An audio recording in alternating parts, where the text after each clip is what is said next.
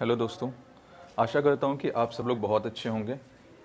दोस्तों, आज हम जिस म्यूचुअल फ़ंड के बारे में डिस्कस करने जा रहे हैं उसका नाम है टाटा डिजिटल इंडिया फ़ंड। इसमें हम डायरेक्ट प्लान डिस्कस करेंगे, ठीक है।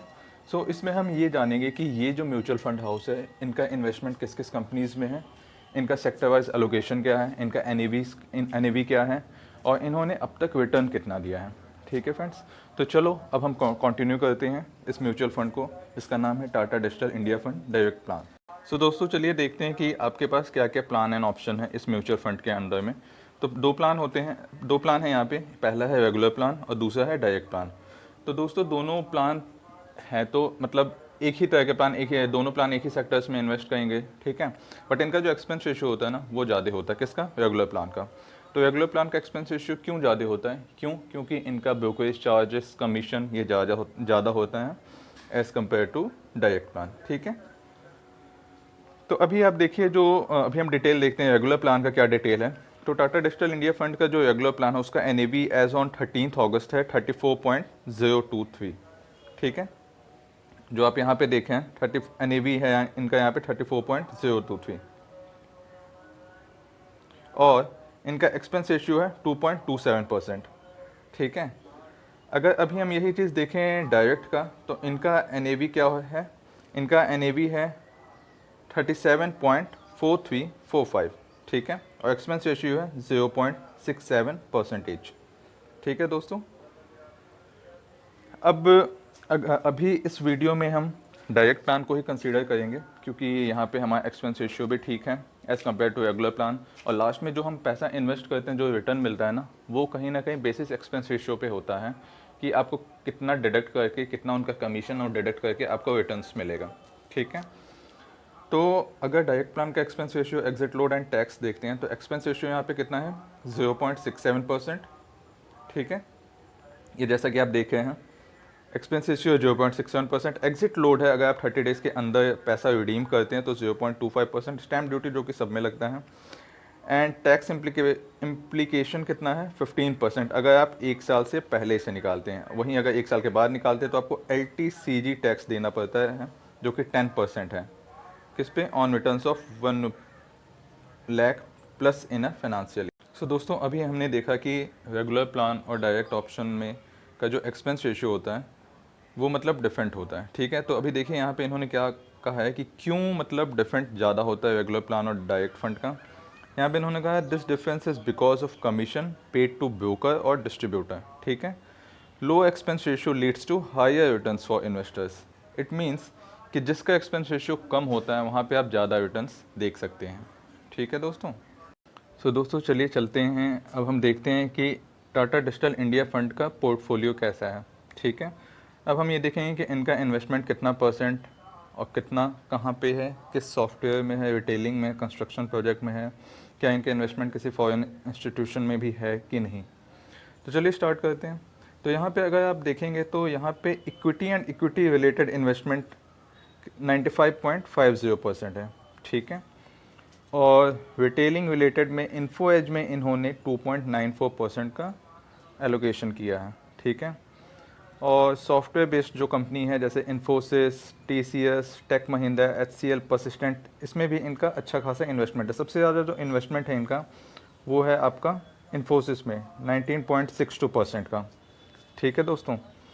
इन्होंने अपना इन्वेस्टमेंट टेलीकॉम कंपनीज़ में भी किया है, जो कि है RailTel corporation of India limited और ट्रांसपोर्टेशन की जो कंपनी है IRCTC, इन दोनों में भी इनका इन्वेस्टमेंट है, ठीक है दोस्तों। इन्होंने अपना एलोकेशन जो है ना, ये फॉरेन सिक्योरिटीज़ में भी किया है, ठीक है। तो आपका जो फंड सिर्फ इंडिया मार्केट में नहीं लगता, फॉरेन मार्केट में भी, फॉरेन सिक्योरिटीज़ में भी लगता है। तो यहाँ पे इनका एलोकेशन है वो है 5.35% का, ठीक है। और जो कंपनीज़ हैं वो हैं Alphabet Incorporation, Global X cyber security, Amazon.com, Microsoft Corporation, इन सब कंपनियों में इनका एलोकेशन है, ठीक है दोस्तों। अब हम देखते हैं कि टॉप 10 होल्डिंग्स किस कंपनी में है इनकी, ठीक है। तो सबसे ज़्यादा जो इन्वेस्टमेंट है वो है इनका इन्फोसिस लिमिटेड में, और वो है 19%, ठीक है। उसके बाद आता है TCS में 15.14%, फिर है टेक महिंद्रा 7.77%, फिर HCL टेक्नोलॉजीज़, उसमें है 7.24%। फिर परसिस्टेंट सिस्टम्स, विप्रो, साइंट, बेलासॉफ्ट, L&T, इन्फोटेक एंड इन्फोएज, इन सब में इनका इन्वेस्टमेंट है। ठीक है दोस्तों, अब हम देखते हैं कि सेक्टर एलोकेशन कैसा है इस कंपनी का, इस म्यूचुअल फंड हाउस का। ठीक है, तो इन्होंने जो सबसे ज़्यादा इन्वेस्टमेंट किया है वो है IT में किया है। कितना किया है? 86.37% का। ठीक है दोस्तों, कंज्यूमर सर्विसेज में भी इनका इन्वेस्टमेंट है वो है 5.03%। सर्विसेज बेस्ड कंपनीज में भी इनका है वो है 2.31%। टेलीकॉम में भी है इनका 1.51%। इंडस्ट्रियल मार्केटिंग में है इनका 0.56% और मीडिया एंटरटेनमेंट एंड पब्लिकेशन में इनका है 0.03%। तो सब ज़्यादातर जो इनका फंड है वो IT बेस्ड कंपनीज़ में है। अब हम देखते हैं कि मार्केट कैपिटलाइजेशन वाइज एक्सपोजर। ठीक है, सॉरी दोस्तों, तो मार्केट कैपिटलाइजेशन वाइज इनका इन्वेस्टमेंट कितना है वो हम यहाँ पे देखेंगे। तो सबसे ज़्यादा जो इन्वेस्टमेंट है वो है लार्ज कैप में, कितना है? 63.35%। ठीक है, फिर है मिड कैप में, और यहाँ पे इन्होंने 19.35% का इन्वेस्टमेंट किया है। यानी टोटल जो इनके पास इन्वेस्टमेंट अमाउंट है उसका 19% मिड कैप में लगा है, 63% उसका लार्ज कैप में लगा है, और 17% उसका किस में लगा है? स्मॉल कैप कंपनीज़ में। ठीक है, तो यहाँ पे आपके fund large cap, mid cap, small cap तीनों में लगे हैं। अब तक हमने देखा कि इनका एलोकेशन कैसा था, sector wise, stock wise, market wise. अब हम यहाँ पे देखते हैं कि इस कंपनी ने रिटर्न कितने दिए हैं। तो दोस्तों, इस कंपनी में अगर आपको इन्वेस्टमेंट करना है, तो अगर आपको वन टाइम इन्वेस्टमेंट करना है तो यहाँ पे आप मिनिमम जो है 5,000 से स्टार्ट कर सकते हैं। ठीक है, ये वन टाइम है। और अगर आपको SIP स्टार्ट करना है तो SIP आप 500 से स्टार्ट कर सकते हैं।